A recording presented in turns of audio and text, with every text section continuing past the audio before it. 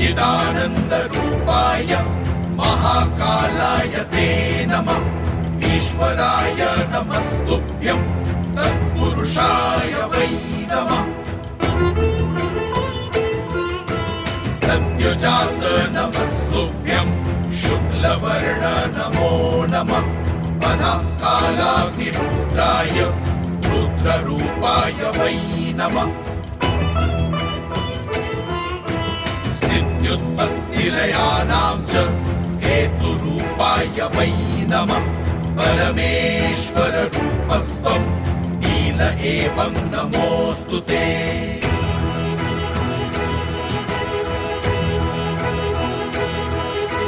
पवनाय नमस्तुभ्यं हुताशन नमोऽस्तु ते। सोमरूप नमस्तुभ्यं सूर्यरूप नमोऽस्तु ते। यजमान नमस्तुभ्यं आकाशाय नमो नमः। सर्वरूप नमस्तुभ्यं विश्वरूप नमोऽस्तु ते। ब्रह्मरूप नमस्तुभ्यं विष्णुरूप नमोऽस्तु ते।